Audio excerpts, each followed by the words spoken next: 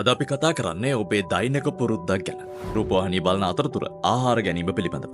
ඔබත් රූපවාහිනිය ඉදිරියේ වාඩි වෙලා නැත්නම් YouTube වීඩියෝවක් බලමින් ආහාර ගන්න කෙනෙක්ද? මේ පුරුද්ද ඔබේ සෞඛ්‍යයට කොතරම් හානිකරද කියලා දන්නවද? ප්‍රෙෂිටි සහ කණ්ඩායම 2025 දී රූපවාහිනිය ඉදිරියට ආහාර ගැනීමේ බලපෑම පිළිබඳව අධ්‍යයන 23ක් විශ්ලේෂණය මගින් මෙටා ඇනලිසිස් එකක් සිදු කරා. එහිදී ඔවුන් සොයාගෙන තිබුණේ රූපවාහිනිය නරඹන අතරතුර ආහාර ගැනීමෙන් වැඩිපුර ආහාර ප්‍රමාණයක් ගන්නා බව.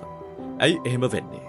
රූපවාහිනියට අවධානය යොමු කරන විට අපේ ආහාර ගැනීමට බාධා වෙනවා. ඒත් ඊටත් වඩා වැදගත් කරුණක් තියෙනවා. මේ අධ්‍යයනයෙන් සොයාගෙන තිබෙන සැබෑවටම අලුත් දේ තමයි රූපවාහිනිය නරඹන අතරතුර ආහාර ගැනීමෙන් ඔබට ආහාර පිළිබඳව අඩු තෘප්තියක් ලැබෙන බව.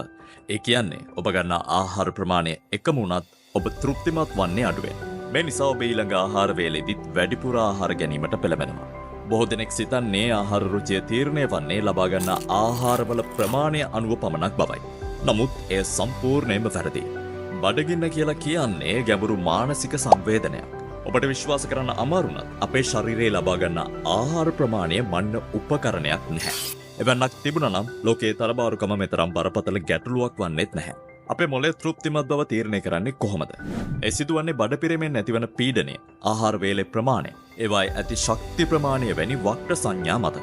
නමුත් රූපවාහිනිය හෝ ස්මාර්ට්ෆෝන් එකක් වැනි දේවල් කෙරෙහි අවධානය යොමු කරන විට මේ තෘප්තිමත් සංඥා අපට අඩුවෙන් ලැබෙනවා. ඉතින් මේ ගැටලුවට විසඳුම කුමක්ද? සිහියෙන් ආහාර ගැනීම. එහෙම නැත්නම් mindful eating. අවධානය වෙනතකට යොමු නොකර සම්පූර්ණ අවධානයෙන් ආහාර ගැනීම මගින් ඔබේ මනස හා ශරීරය තෘප්තිමත් කරන්නට පුළුවන්. මෙන්න සිහියෙන් ආහාර ගැනීමට ඔබට ගත හැකි පියවර කිහිපයක්.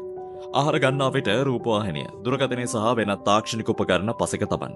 ආහාරයේ රූපය, සුවඳ, රසය සහ වියමන පිළිබඳව සම්පූර්ණයෙන් අවධානය යොමු කරන්න. හොඳින් සපා ආහාර කන්න සහ ඔබේ ආහාරය හොඳින් රස විඳින්න. ඔබේ සෞඛ්‍ය සඳහා ගත හැකි මේ සරල වෙනස ඔබේ ආහාර පුරුදු, ඔබේ බරපාලනය සහ සමස්ත යහපැවැත්ම කෙරෙහි ලොකු වෙනසක් ඇති කරයි.